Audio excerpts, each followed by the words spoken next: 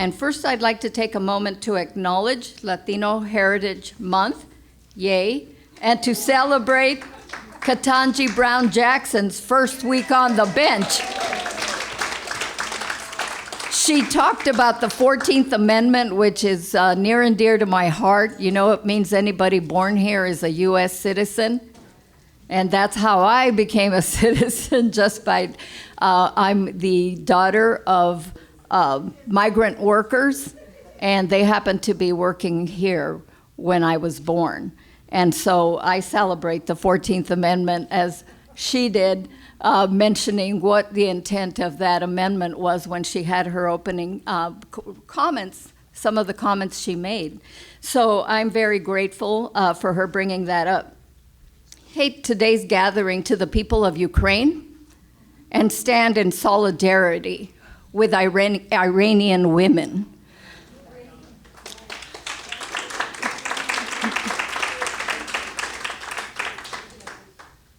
I know why you're here today, and so I want us to go ahead and move on with this because it's very important. Robbie Davis, our pros and cons presentations.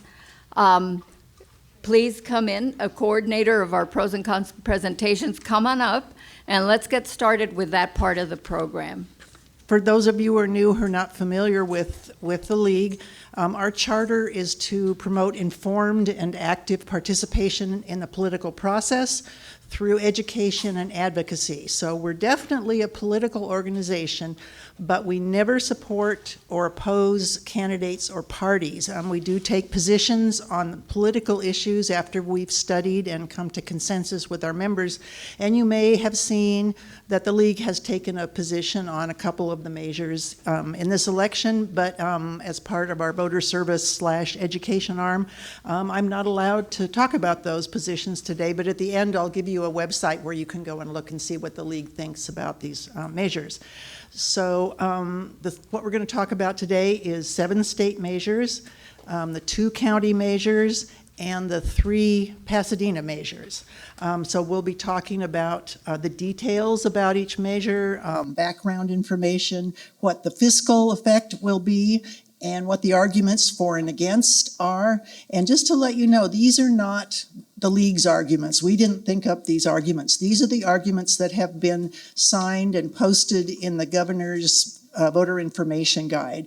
They're made by the supporters and the opponents of the measure, and we do not check on their truthfulness. So that's up to you to decide whether you think they're telling the truth. And hopefully we can also help you follow the money and tell who's giving the money for all those fun TV ads that you've been seeing. So anyway, without further ado, we're going to start with Proposition 1. It's a state proposition, and Hannah McLaren is going to be doing that. Hannah? Thank you, Robbie. I'm assuming that everybody has picked up the material that's at the center of your tables, which has an outline. Proposition 1 is a constitutional right to reproductive freedom. It's as a legislative constitutional amendment, Prop 1 would amend the California Constitution to say that the state cannot deny or interfere with a person's reproductive freedom, and that people have a fundamental right, whether or not to have an abortion or use contraceptives. It's very specific.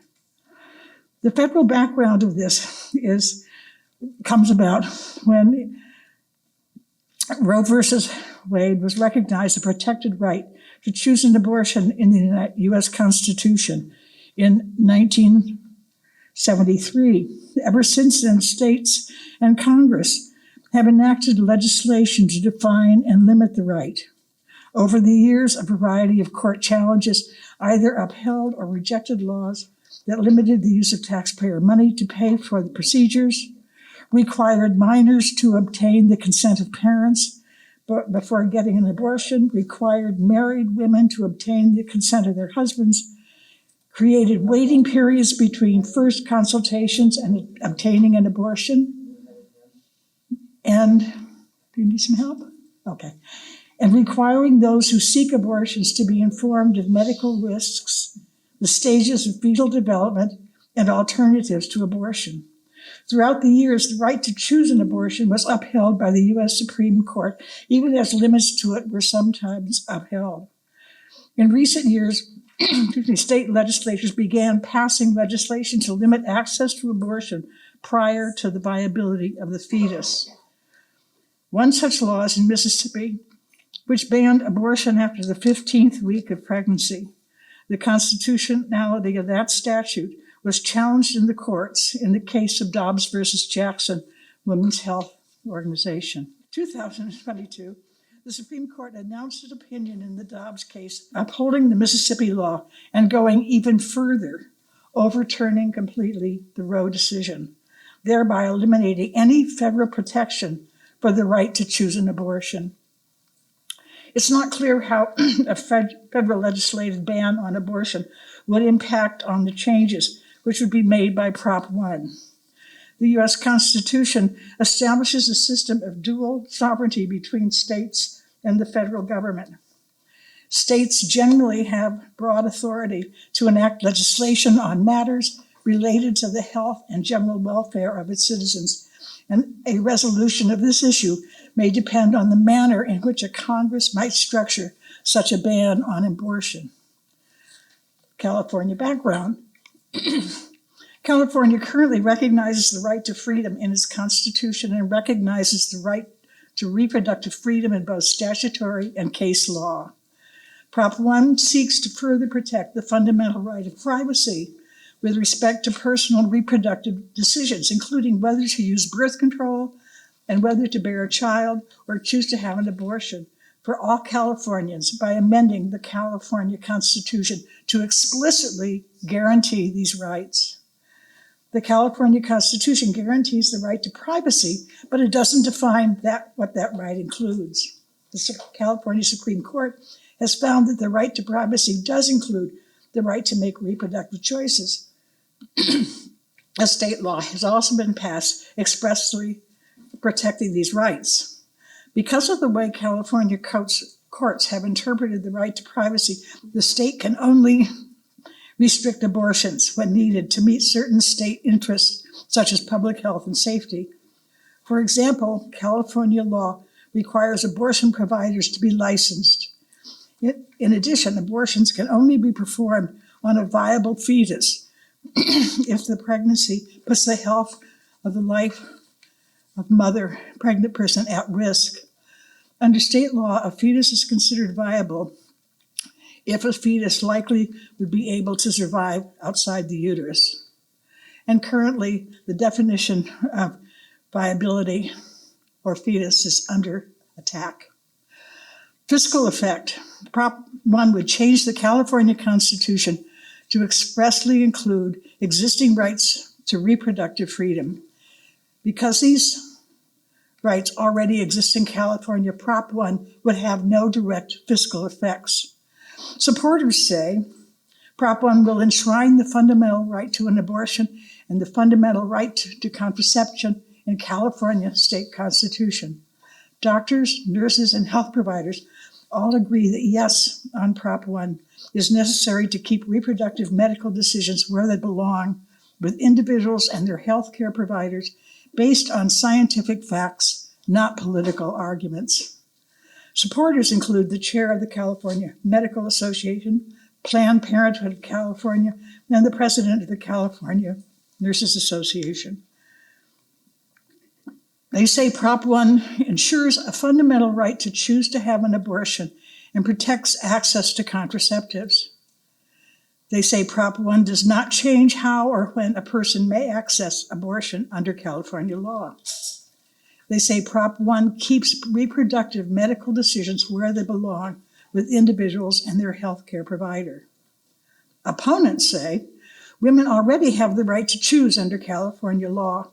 The recent U.S. Supreme Court ruling did not and will not change this. Prop 1 is not needed to protect women's health or their reproductive rights. Opponents also say it will cost millions of taxpayers' dollars in lawsuits and court challenges. And opponents say it allows late-term abortions without limitations. Opponents say it will turn California into a sanctuary state at enormous cost to California taxpayers. The opponents include a gynecologist, the representative of International Faith-Based Coalition, and the president of the Pacific Justice Institute. So what is the question? Proposition 1 asks, should the California Constitution be amended to specifically protect the right to an abortion and access to reproductive care as they exist under California law? A yes vote means that you agree with this constitutional amendment. A no vote means you do not want to amend the state constitution. Thank you.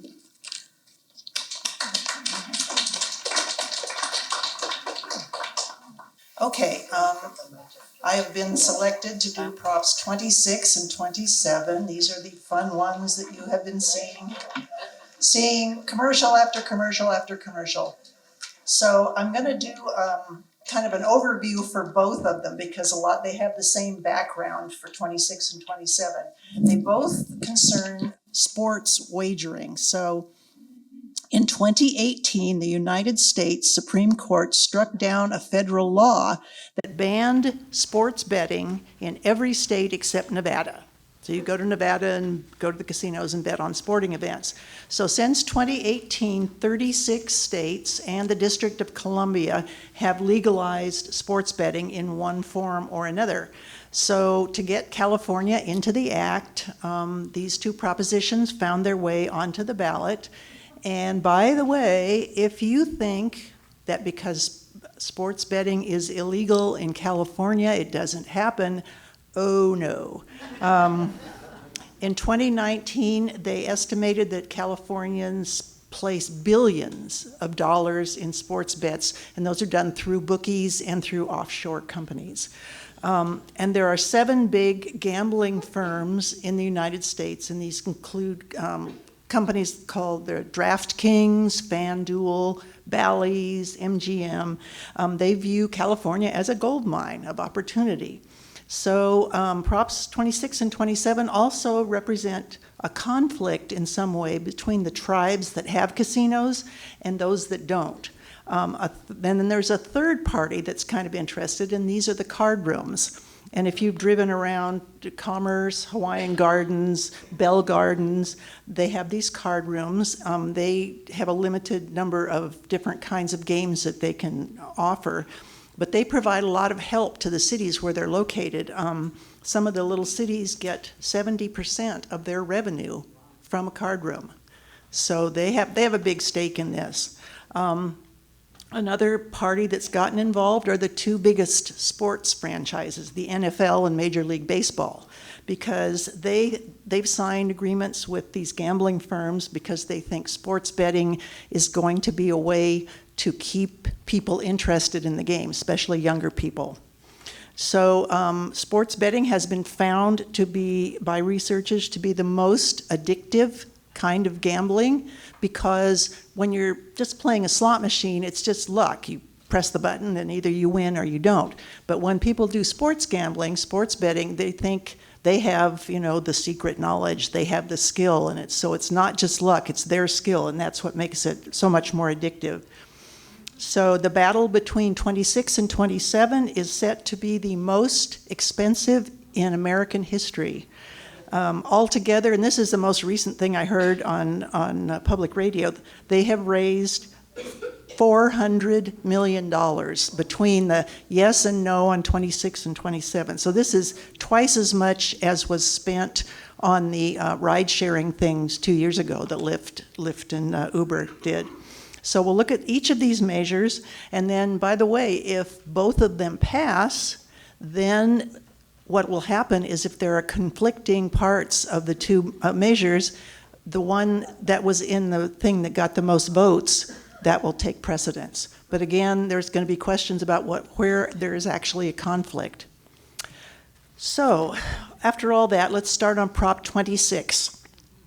Prop 26 is an initiative constitutional amendment and statute. So it was put on the ballot by people collecting signatures. It amends the Constitution, and it also creates or changes state law.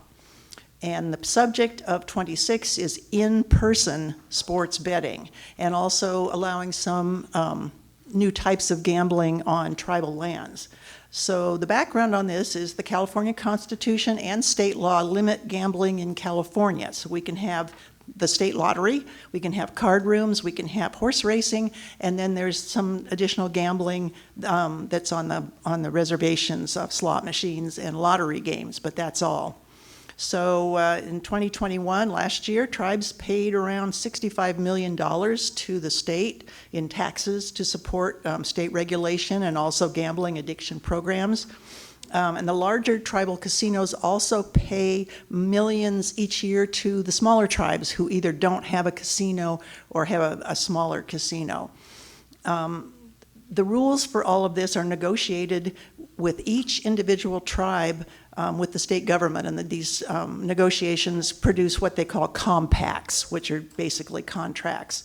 So California currently has individual compacts with 79 different tribes here in the state, and there are 66 casinos in 28 counties, and these are all covered by these compacts with the state.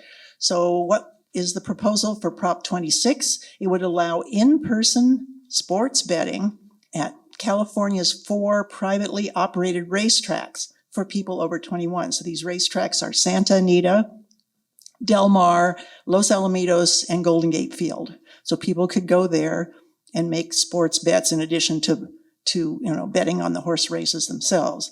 The Prop 26 would create a new fund, the California Sports Wagering Fund, and the racetracks would have to put 10% of their sports bets less the prizes that they had to pay out. They would have to go into this fund. And the funds would be first used to meet California's minimum K through 14 education funding. And then it would go to regulatory costs. And then some also would go to gambling addiction treatment and to the state's general fund. So that's the racetrack part of it. 26 would also allow in-person sports betting at the casinos. And it would add some things to the casinos. The casinos could do things like roulette or craps, things like that they're not allowed to do right now. So they would have to amend their compact with the state, and the revised compacts would include rules about their minimum age for betting, payments to the state and local governments, what they have to pay, and whether they would actually have to pay into this sports wagering fund. Prop 26 would ban betting on high school games or any game in which California colleges are participating. So you could bet on Washington versus Washington State, but you couldn't bet on UCLA versus Washington State. So if there's a California college involved, no dice. And the last... Only dice. Yeah.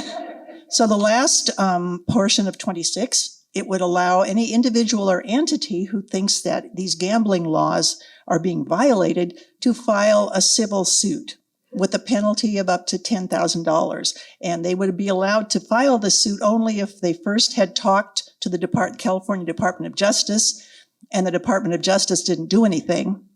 And then they could file this suit, and any damages that were awarded would go into this sports wagering fund. So the fiscal implications, and just a side note, these fiscal things are figured out by an office in Sacramento called the Legislative Analysts, and they're a nonpartisan thing, and they just look at money. And so the Legislative Analyst expects that the fiscal effects of 26 would depend largely on how many people choose to make sports bets, or how the compacts with the tribes are negotiated. So, for example, the state income could increase by tens of millions of dollars depending on how many people decide to make sports bets legally.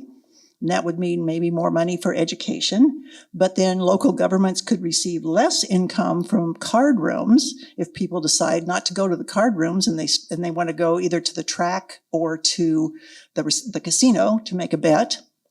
There would be increased regulatory and enforcement costs, which the legislative analyst says in the low tens of millions of dollars. But then some of this would be offset by this sports wagering fund. And then also state and local revenue could increase if people come from out of state to gamble. But this increased traffic could also require additional law enforcement. So I had to say this. The bottom line is it's a crapshoot.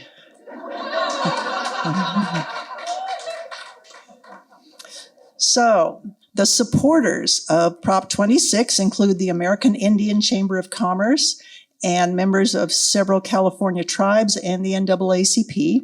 And they say that Prop 26 promotes Indian self-reliance and provides millions of dollars to smaller, poorer tribes. It's the most responsible approach to sports wagering because it provides the strongest age verification to prevent underage gambling. They say it contains provisions to enforce the gaming laws and crack down on illegal activity. And they say it'll benefit all of California by providing jobs and revenue to the state and local governments. To date, supporters have raised about $73 million, and that has come from the tribes that have casinos. The opponents include the Los Angeles SPCA, the National Veterans Foundation, and the California Black Chamber of Commerce. And they say that 5 wealthy tribes are sponsoring this initiative to expand their monopoly on gambling in California. They say that there's nothing in Prop 26 that prevents tribal casinos from allowing underage individuals to gamble on their premises. They say that 26 would put the card clubs out of business, causing serious financial issues for the communities of color. And they say that Prop 26 was designed to help save the horse racing industry, which drugs, abuses, and kills horses. And to date, about $42 million has been raised in opposition, and most of this opposition money has come from the card rooms and the people that run the card rooms. So the question is, should the California Constitution and California law be changed to allow in-person sports betting at racetracks and tribal casinos, and should additional types of gambling be allowed at the casinos? So a yes vote means you want these changes, and a no vote means you don't. So 27 also has to do with sports wagering. It is an initiative constitutional amendment, and it changes laws, and it has to do with online sports wagering. So the first one is in person, this is online. And so the background on this is pretty much the same as it was for 26, as far as California law and things like that. So the proposal for Prop 27 would amend the California Constitution and laws to allow online sports betting anywhere in California for people 21 or older. So the betting operators, which would be these like FanDuel and DraftKings and those, they would have to develop reasonable methods to verify. They would have to verify the age of the bettor. They would have to verify the location of the bettor. The bettor has to be in California. They have to verify that the bettor is not a player, not a coach, not a referee, not a team owner.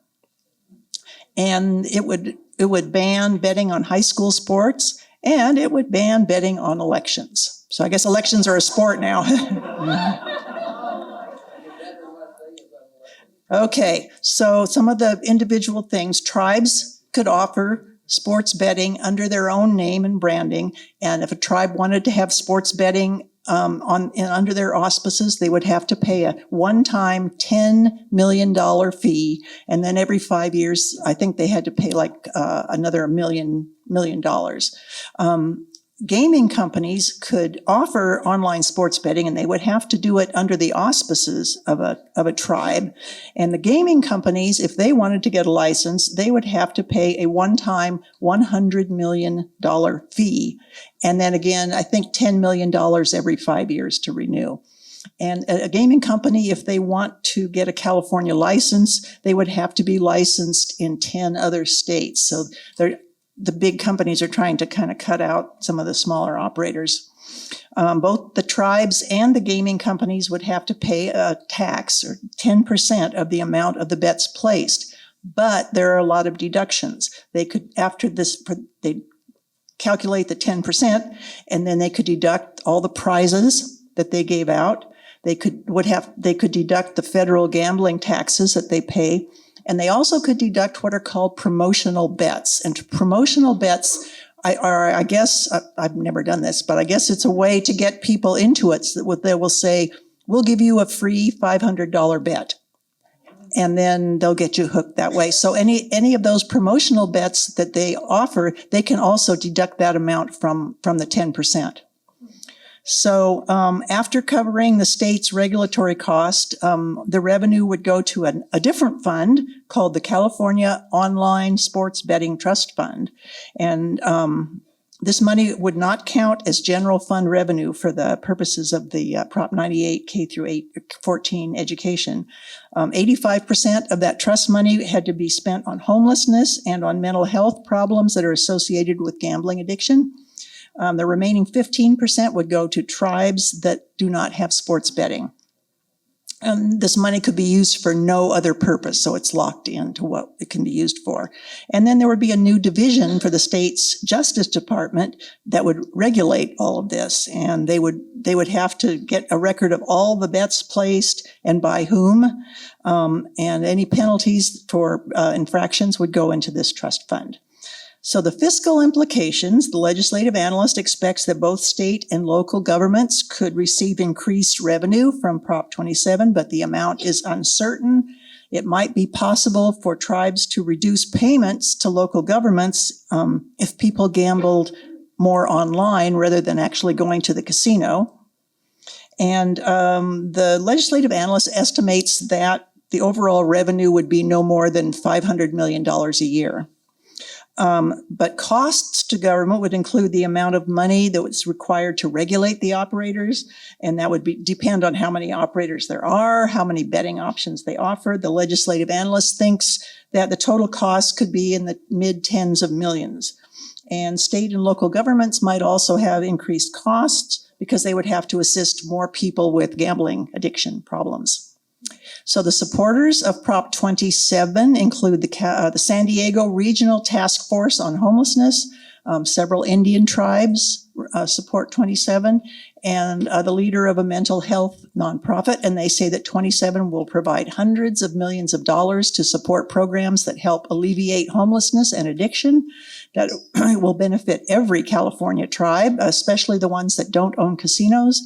It requires state-of-the-art systems to ensure that no minors are allowed to place bets, and it requires general audits, annual audits of the trust fund to ensure money is being spent properly. To date, about $100 million has been raised, and this has all come from the big gambling firms like DraftKings, FanDuel, MGM, and the tribal people that you see in the commercials for 27, the tribes themselves have not paid any money to support this. All the support money has come from these big gambling firms. The opponents of 27 include several Indian tribes, the Salvation Army of San Bernardino, and the Alpha Project for the Homeless. And they say that 27 is a deceptive measure, and it's just promoted by out-of-state companies to enrich themselves. They say that online gambling is not a solution to homelessness, and it could actually worsen the problem if more people become addicted to gambling. They say that easy availability of digital devices like your phone or whatever, that raises the chance of gambling addiction. And this promotional bets loophole that we talked about, that's been implemented in other states, and it's actually caused the expected revenue to fall far below what the gambling companies promised. To date, $114 million has been raised in opposition, and this has mostly come from the tribes that own casinos.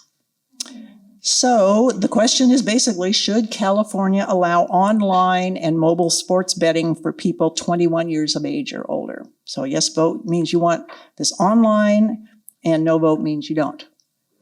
The in-depth supplement provides additional fundings for art and music education in public schools. As an initiative statute, this proposition was placed on the ballot through the signature gathering process.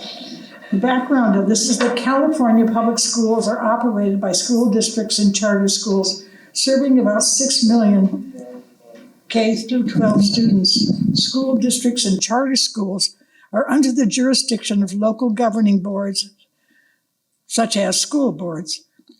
Roughly 60% of the students in California public schools are for low-income families, living in households with an income between 130 and 185% of the federal poverty guidelines. And if you want to be totally shocked, I would suggest you look out what that means. Okay, this sounds like a grand sum, 180. This is with a family of 4 would have an income of $60,000. That's the top level, okay? So it gets worse as it goes down. So just understand that this is a serious problem for the students and for the families. The California Constitution, Prop 98 in 1988, requires a minimum percentage of the state budget calculated annually to be spent on K through 14 education. This minimum guarantee is the higher of 2 numbers, either 40% of the state general fund or the prior year's minimum guaranteed adjusted for student attendance and the cost of living. It's a very dicey. The situation is state law requires schools to provide arts and music instruction to all students in grades 1 through 6. Students in grades 7 through 8 must be offered such courses as electives, and high school students must complete 1 year of arts or music education, a foreign language, or career technical education. Currently, half of the California high schools have set their minimum graduation requirements to match the state's public universities' admission requirements. These are the A through G classes that you have to take, and you have to have a C or above to have them account for admission requirements. Under these requirements, high school students must complete 1 year of visual and performing arts to graduate. However, there's no stipulation as to how much must be spent on music and arts education. Details of these requirements are to be met are left up to local school boards. The proposal is that Prop 28 would require the states to set aside a separate amount of at least 1% of the Prop 98 guaranteed funding to pay for arts and music education. More funding would be allocated to schools that serve a large proportion of low-income students. Funding from Prop 28 would be distributed based on enrollment numbers in preschool and K-12. 70% of the funding would be allocated to schools based on their proportion of the California's total enrollment, and the remaining 30% of the funding would be allocated to schools based on the proportion of students from low-income households that are enrolled statewide. Schools would have to report how the funds are used, with each school principal tasked with planning how the funding would be spent. Larger schools would be required to spend 80% of the funding to employ new staff and 20% on training and supplies. Local governing boards, such as school boards, would be required to certify annually that their schools spent the funding provided by Prop 28 on arts and music education. Local governing boards would also be required to report publicly how funding is used to directly benefit the students. What are the fiscal implications? Prop 28 would increase state expenditures by about $1 billion a year over Prop 98 requirements. Thus, arts and music education would cost $800 million to $1 billion each year, less than 0.5% of the state's total general fund. The supporters include the California Teachers Association and the California PTA. They say arts and music education improves students' personal and academic lives. Only 1 in 5 California public schools have a dedicated teacher for arts and music programs, and Prop 28 does not raise taxes. The supporters, who are the signers of the ballot arguments, are California for Arts and Music in Public Schools, California Teachers Association, the California State PTA. Additional supporters are LAUSD, California Democratic Party, California Community Foundation, Service Employees International Union, and the California State Senator Sidney Flamlager. The opponents, well, there are none publicly. There are no arguments submitted. However, we should note that the Los Angeles Times editorial of November 14th, 2001, criticizes proposition as ballot box budgeting that reduces the ability to fund other programs that are equally important. Okay, LA Times. What is the question? Should the state provide specific funding for arts and music education in public schools that is in addition to what's required by Prop 98? A yes vote means you want this additional funding for arts and music. A no vote means you don't want the additional funding. This is Proposition 29. What kind of measure is it? It's an initiative statute, which was placed on the ballot by signature gathering process. It requires majority approval of voters. What is the subject? Regulation of kidney dialysis clinics. Sound familiar? About 80,000 patients in California receive dialysis services from 650 chronic dialysis clinics. The CDCs, or the chronic dialysis clinics, are licensed by the California Department of Public Health using federal health standards.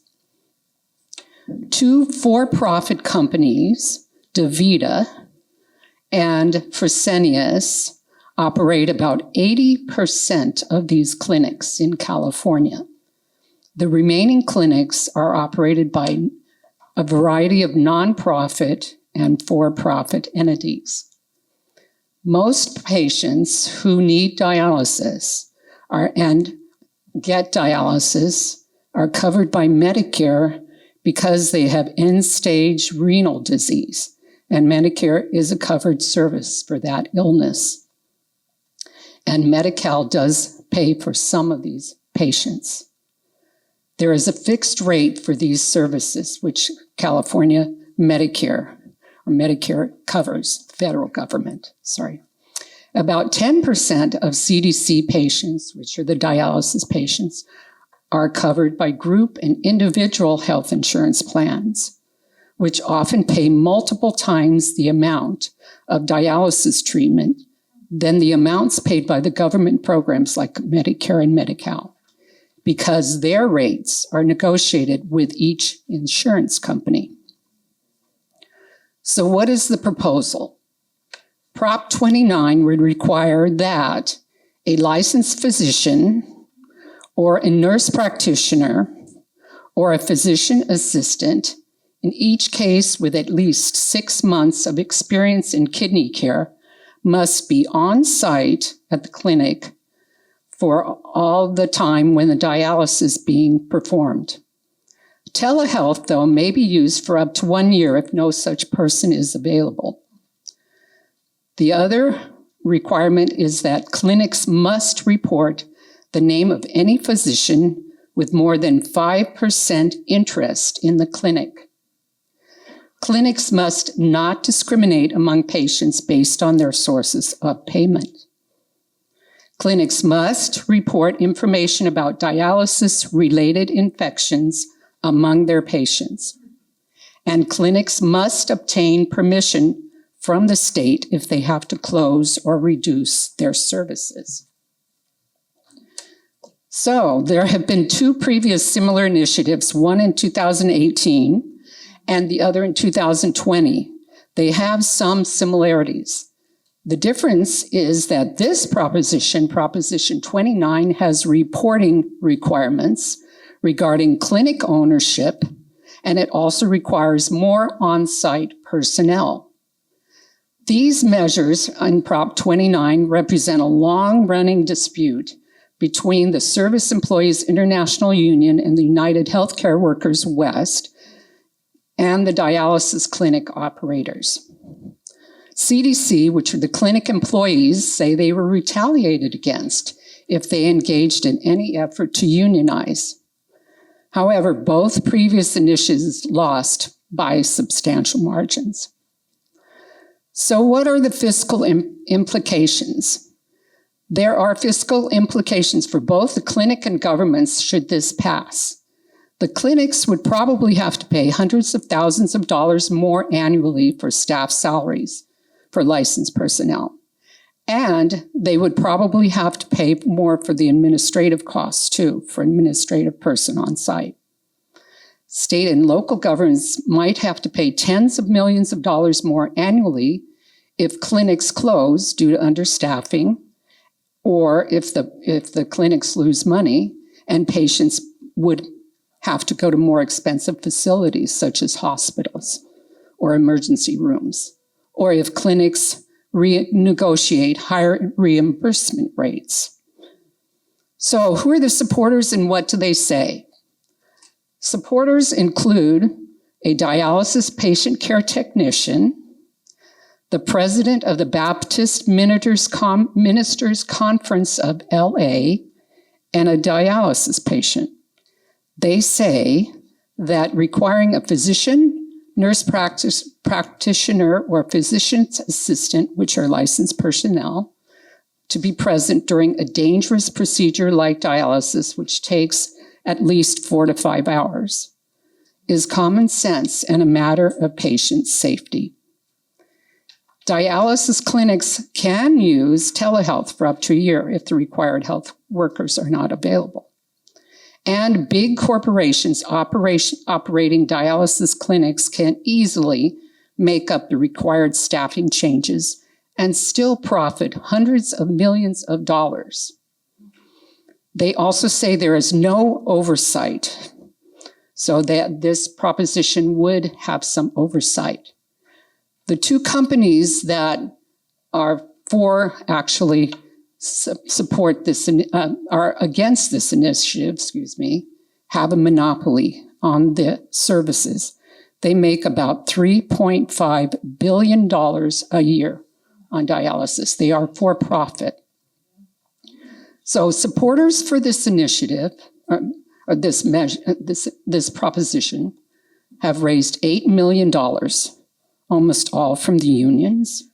Also, the Democratic Party, the Californians for Kidney Dialysis, which is a patient protection safety. What do the opponents say about this? Opponents include the executive director of the American Nurses Association of California, not the Nurses Association, not the national nurses, the American nurses, a dialysis patient, and the president of the California Medical Association. They say in their argument that dialysis is administered by specifically trained technicians already. And I know that they do have RNs who do monitor dialysis. And every dialysis patient is under the care of their own kidney doctor who is on call, if making administrative oversight unnecessary. The RNs would call the MD, the doctor, in case there's a problem. And if there is an emergency, then they would call 911. So they feel this administrative oversight is unnecessary. They say that Prop 29 would worsen our healthcare shortage, which we do have a healthcare shortage. It would take tens of thousands of these individuals from hospitals and put them as administrative staff or as medical staff into dialysis clinics. So the unnecessary requirement for on-site administrators who do not provide patient care would cost hundreds of millions of dollars every year, which would then force clinics to reduce patient hours or close. Okay, the opponents of this have spent, first of all, we found when we first did this study, it was $36 million. As of this week, it was $86 million, mostly from DaVita and Fresenius. And also U.S. Renal Care put in $5,000. The supporters have spent $8 million.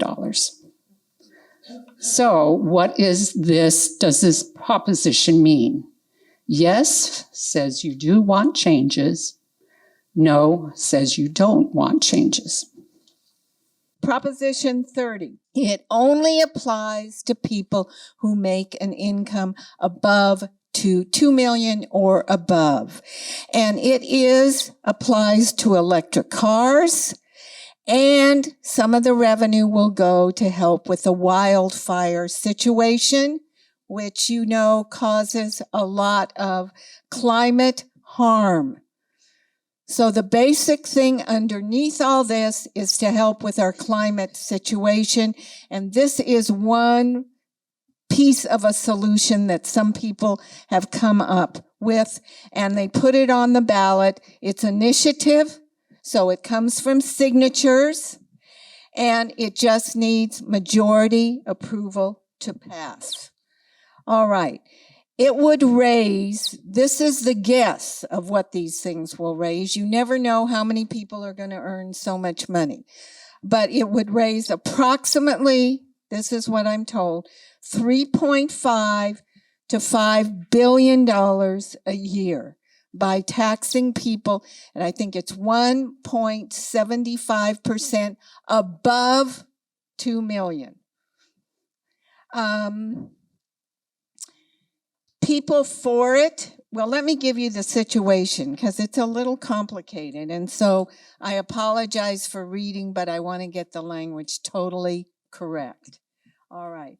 California is currently experience severe drought, increasingly devastating wildfires, and poor air quality. Gas-powered cars and wildfire smoke are the two largest sources of greenhouse gases emissions in the state.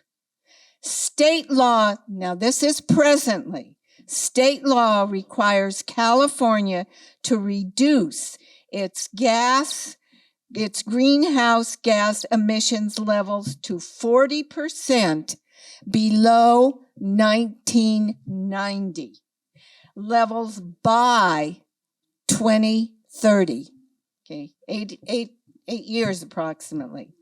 State law also requires that ride-sharing companies like Lyft and Uber have 90% of their drivers using zero-emission vehicles by 2030. That's only 8 years away. That is already in the law. But they are called ZEVs, meaning zero emission vehicles. When you see that, are electric or hydrogen powered cars, and they are expensive. And they are unaffordable for many residents in California. So that is what is behind getting help for those people. That's the point.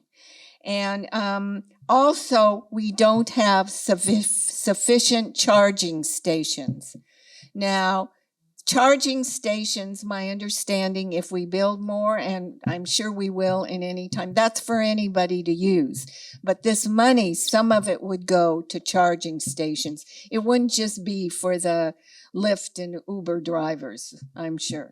So, and fueling stations to support increased use. Okay. The California Department of Forestry and Fire Protection, the state agency responsible for wildfire suppression, and with other state agencies, prevention is facing rising costs for its programs. And that makes sense. You know, you turn on the news and there are wildfires all over. Somebody's paying to put those out for labor, for the airplanes, for the stuff they drop in order to do that.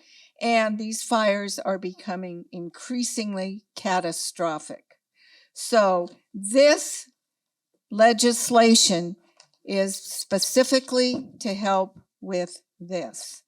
Okay, the proposal, it would increase the income tax rate to repeat 1.75% on individual incomes above $2 million.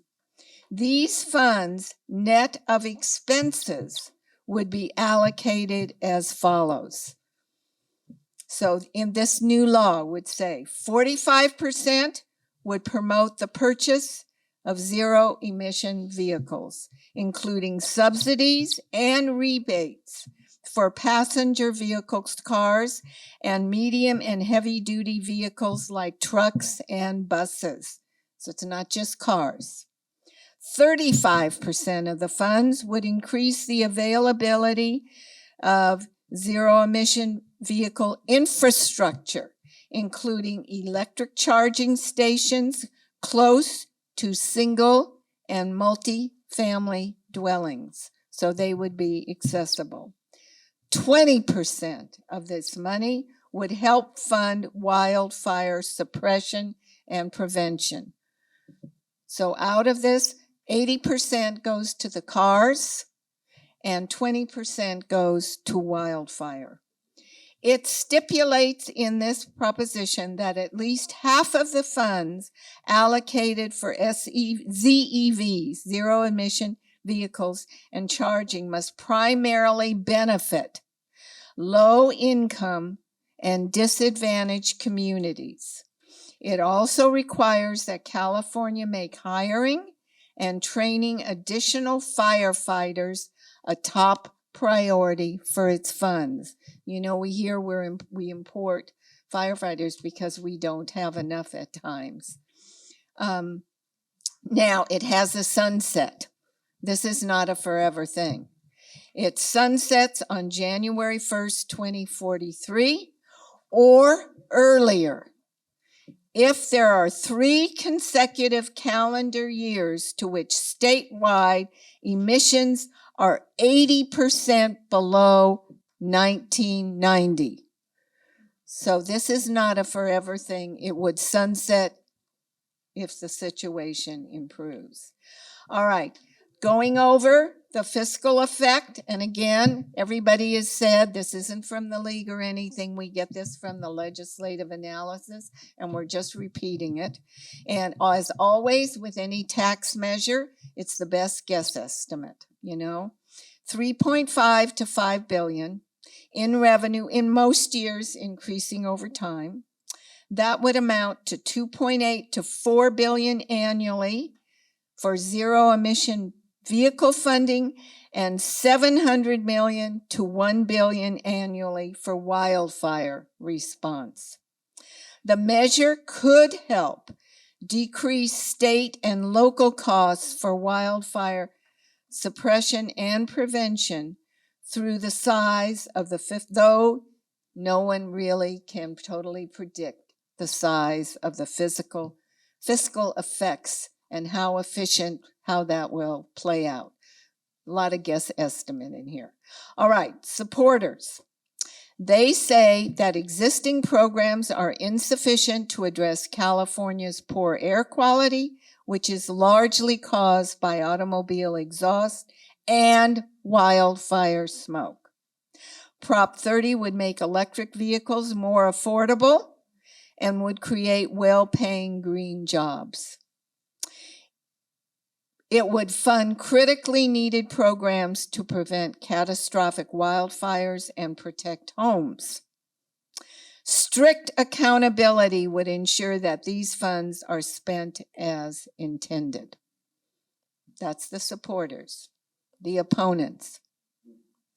California is already spending more than $50 billion for a multi-year climate investment, including $10 billion for ZEVs, zero emission vehicles.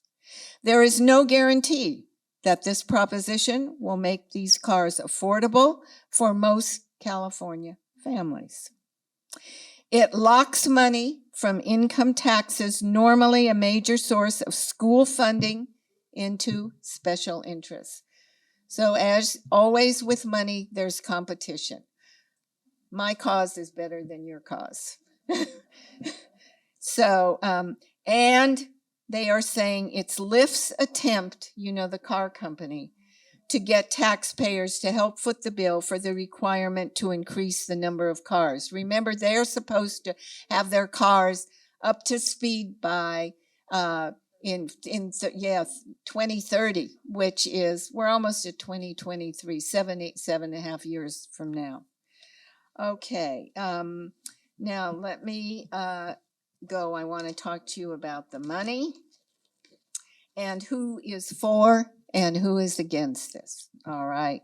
Supporters: California State Firefighters, the American Lung Association, Coalition for Clean Air, California Environmental Voters, Natural Resources Defense Council, Union of Concerned Scientists.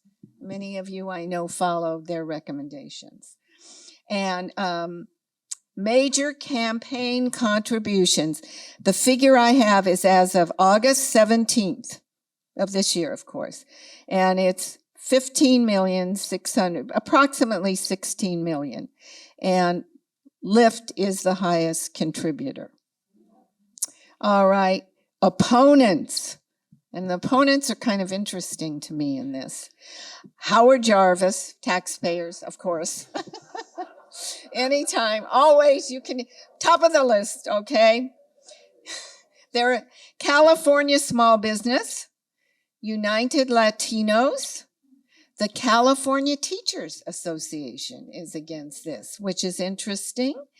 And the State Superintendent of Public Instruction in the past, Jack O'Connell. So in the past, and Governor Newsom is against it. And the Republican Party is against it. So they're very interesting bedfellows on this one. I'm Rosalie Neiman. I'm speaking on Proposition 31. And the question is, should the law enacted in 2020, should that law by the California legislature to ban the sale of certain flavored tobacco products be approved?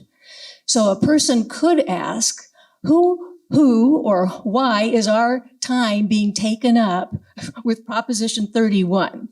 Because we passed a law in 2020 to ban the sale of certain flavored tobacco products. And so this is a revisit. And I'm jumping to the funding. So who would be motivated to collect signatures for an initiative to question that law? It's tobacco companies. So from Cal Matters, it says that a yes vote upholds the current 2020 law. A no vote would strike down the law and allow the sale of flavored tobacco products.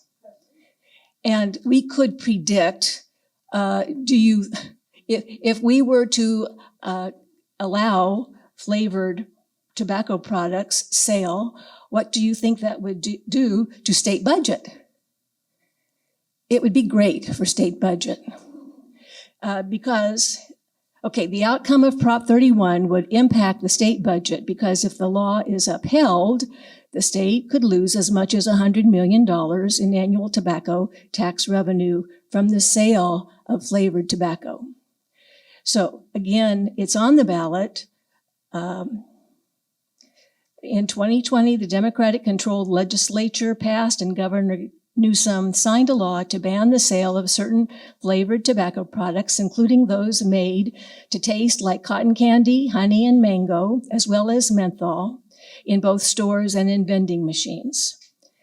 And the ban includes flavored cigarettes, e-cigarettes, pods for vape pens, tank-based systems, and chewing tobacco. The law does not affect premium handmade cigars, loose leaf tobacco, and hookah tobacco sold by certain hookah tobacco retailers and used at the store.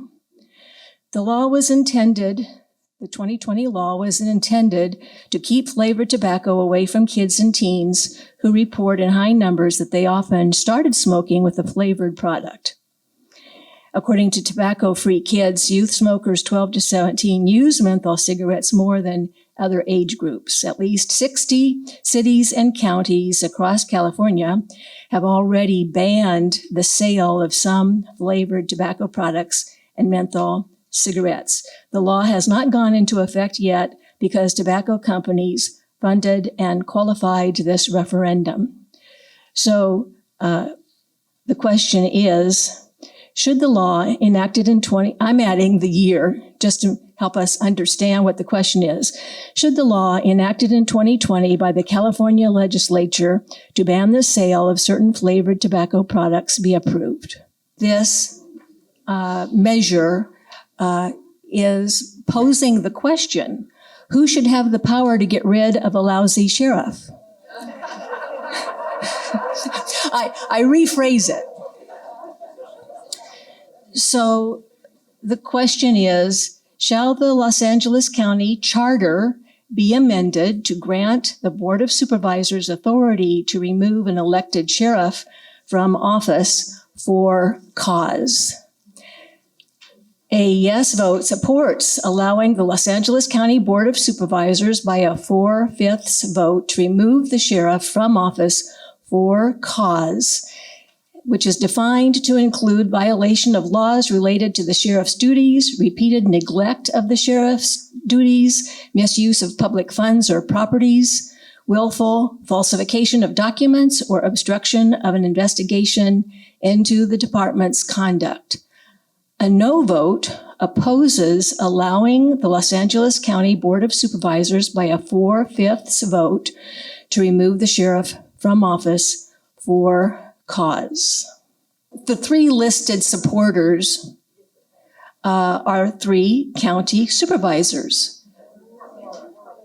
Oh, okay. Well, what I found was the county supervisor Sheila Kuehl, county supervisor Holly Mitchell, and county supervisor Hilda Solis. The LA County Board chairperson Holly Mitchell wrote this: "The issue of sheriff accountability before us is both urgent and systematic, having impacted past generations of Angelenos, but also with important consequences for the future. Unfortunately, the county has had long and troubling history with sheriff oversight and transparency." The opponents, as listed in my source, are the county supervisor. He's against this. And, the sheriff. The sheriff wrote an argument against Measurement A.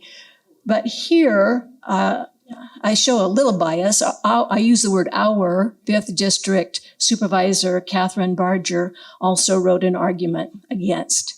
This is what Sheriff Villanueva said: "This motion is a recipe for public corruption, particularly when cause remains so broad and undefined. Allowing political appointees with an agenda to determine cause is fundamentally flawed." This is what LA County Supervisor Catherine Barger said: "Giving the Board of Supervisors authority to remove an elected sheriff unequivocally takes away power from the public. It's a move that has the potential to disenfranchise voters. It also overlooks the fact that a recall process already exists to remove elected officials who fail to perform their duties." I did a quick Google search of the recall process, and it's not quick, and it's not easy. It is easy to fire somebody, but recall takes a process. So that's all I'll say on that. LA County Measure C, tax on cannabis businesses in unincorporated areas of LA County. This is a county tax proposal. The question: should the county impose a general tax on cannabis businesses in the unincorporated areas of LA County, such as Altadena or East LA, covering cultivating, selling, processing, distributing, or testing cannabis or cannabis products? The situation: recreational marijuana cultivation and use was legalized in California in 2016. Commercial activities can now be regulated or prohibited by local governments. Several cities within the county have already instituted cannabis tax systems, and some are on the ballot in local districts. Marijuana businesses, however, are currently prohibited in unincorporated LA County. Now, the county in 2023 will start the permit process to legalize businesses selling cannabis products. The question on the ballot is to tax those businesses in unincorporated areas. The proposal would amend the LA County Tax Code in 2023 to tax cannabis activities in unincorporated areas of the counties. Taxes would be levied as a percentage of gross receipts for various cannabis businesses, such as retail sales, distribution, and manufacturing. Taxes would also be levied on growers based on square footage. These rates of taxes could also be increased in 2026. Fiscal measures, and this is a guess also, the Measure C could generate $10 million to $15 million annually for LA County. So supporters say Measure C promotes the distribution and consumption of safe and unadulterated cannabis through a legal regulated market. Low starting tax rates are strategically designed to ensure the viability of the legal market. And tax revenues will be distributed to all Los Angeles counties through projects funded by the general fund. Opponents say cannabis business tax rates for incorporated areas of LA County are classified and measured differently than unincorporated areas, prompting considerations of fairness. Also, tax rates might be effectively lowered if inflation isn't addressed till 2027. And because so few licensing permits will be granted, illicit cannabis markets might continue to exist for years to come. The opponents also say that California has so far failed to prevent big corporations from taking over the legal marijuana business. So voters should be able to evaluate whether the county permitting process will be a corporate giveaway or a true equity program before approving tax rates. The vague language of the proposition of this measure could also give LA County Sheriff's Department false justification to crack down on illegal grow operations. Supporters are the County Board of Supervisors, and opponents, the only one I saw so far is the LA Progressive. I haven't found any funding for this on any site, so I don't know who's funding and who's not, but I know the County Board of Supervisors does approve of this. A yes vote means that you would like cannabis businesses in unincorporated areas of LA County to be taxed. A no vote means that you do not. Okay, there are two measures that are specific to Pasadena. And so the first one is Measure H. Measure H is a change to Pasadena City Charter and to the ordinances, and the subject is rent control.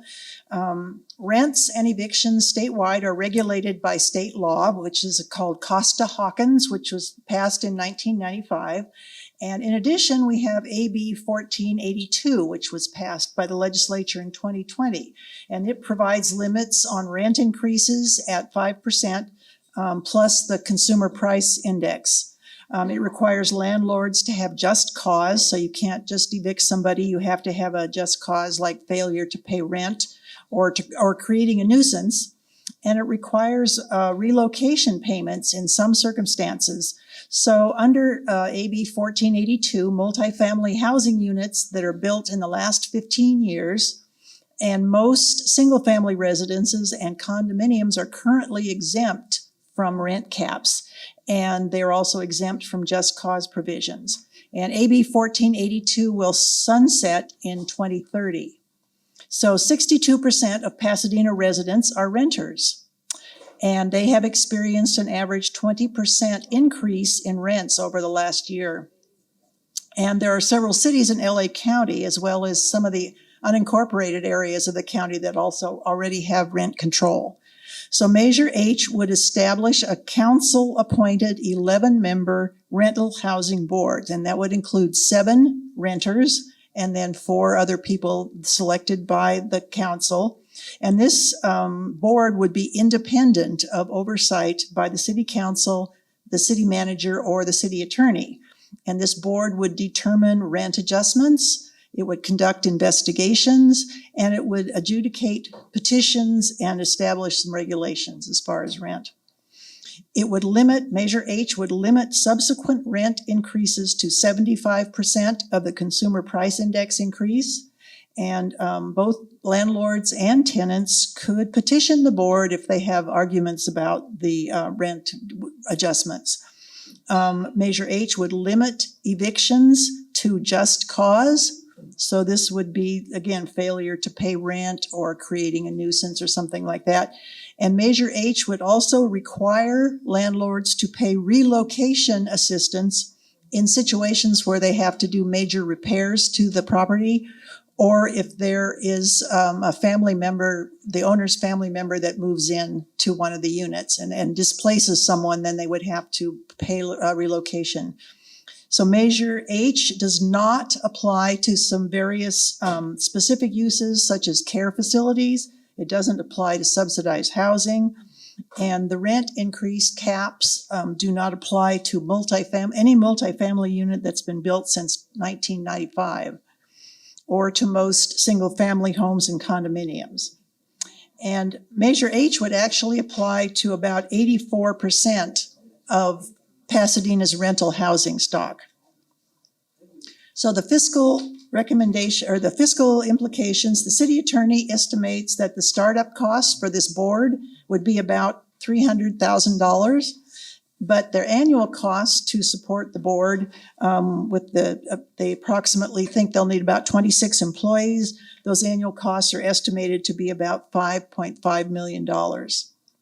Ongoing expenses would be financed by charging landlords an annual rental housing fee, which would be estimated to be about $184 per year per unit. So the landlords would be paying this fee to help offset some of the costs of this board. So the supporters include a city council member, the Pasadena Affordable Housing Services, and the Pasadena Foothills ACLU, and they say that Measure H would join the rest of LA County and cities around California that have enacted real and fair rent control.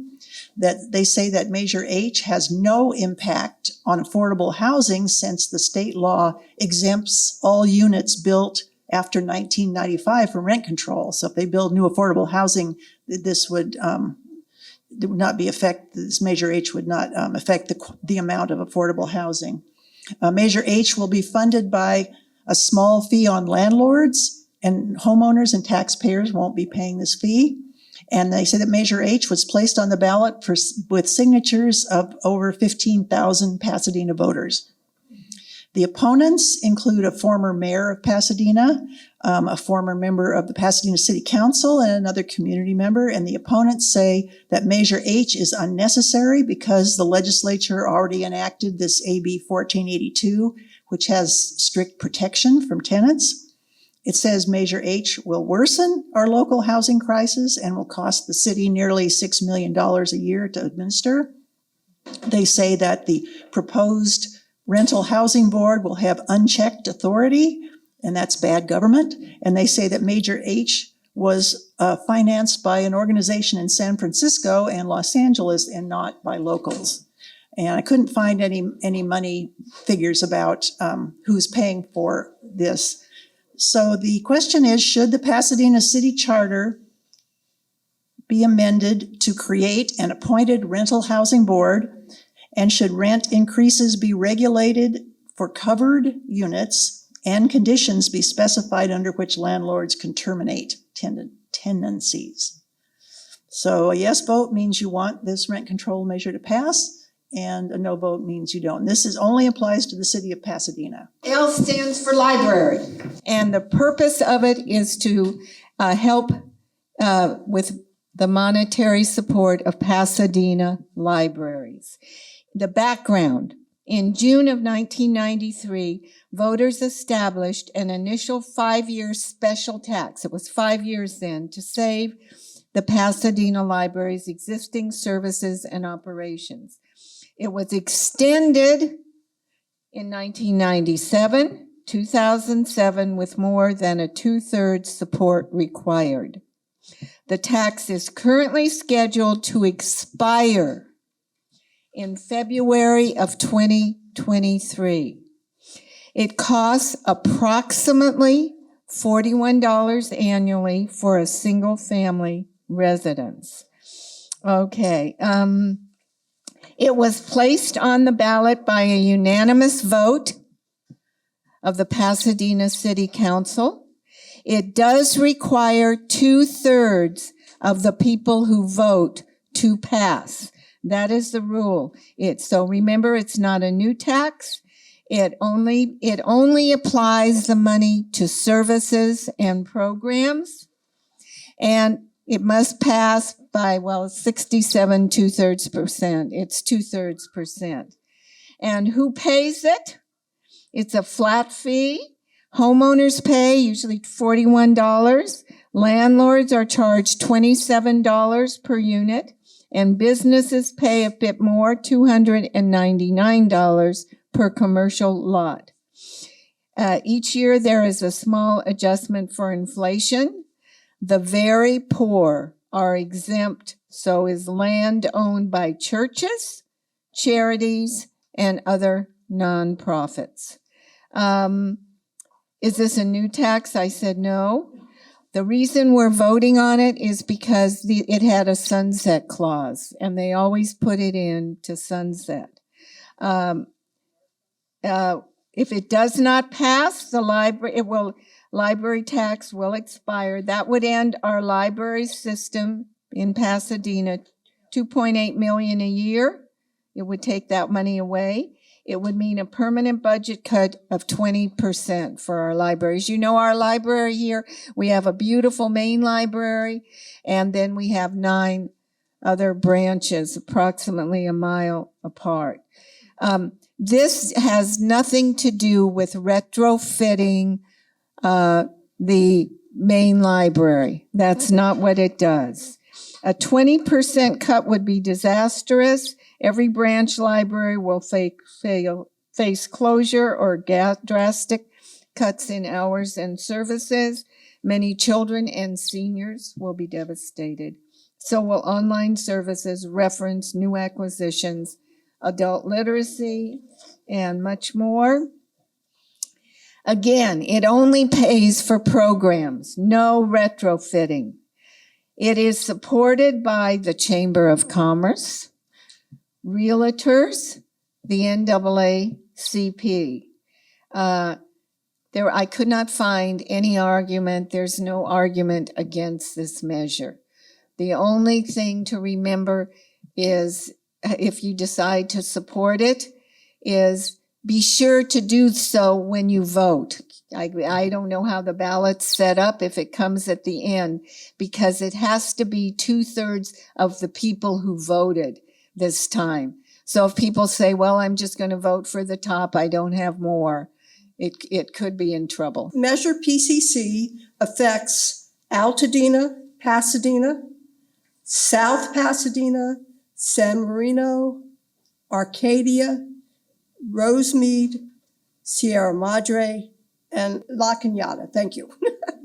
So it is a measure to float a bond for 30 years, and it would require 55% of the vote of those persons casting a ballot. And that's because it calls for an increase in property taxes. We're presently under an increase in property taxes, but all of the money that was asked for in 2002 has been fully allocated.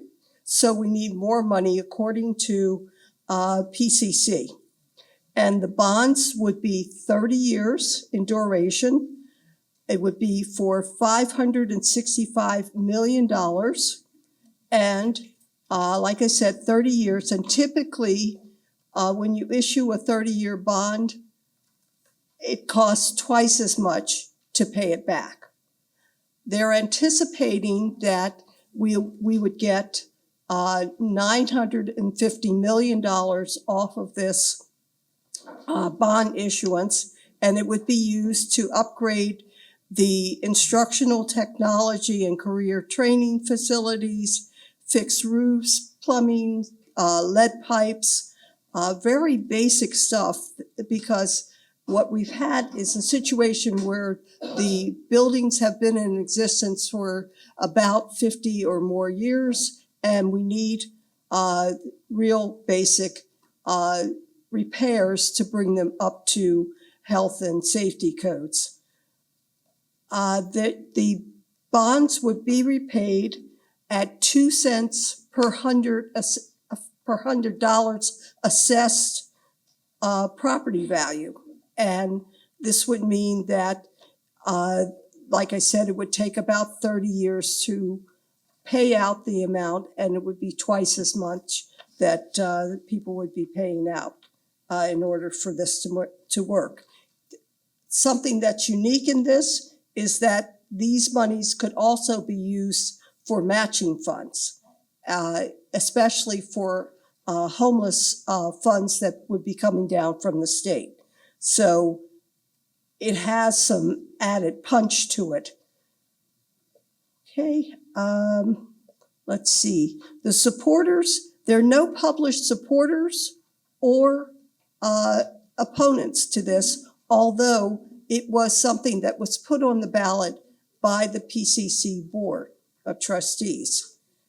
And the question for you is, excuse me, shall the Pasadena Community College District issue $565 million in general obligation bonds, levying 2 cents per $100 of assessed property value while the bonds are outstanding, with citizen oversight, and there'll be an annual audit, and the money would be locally controlled.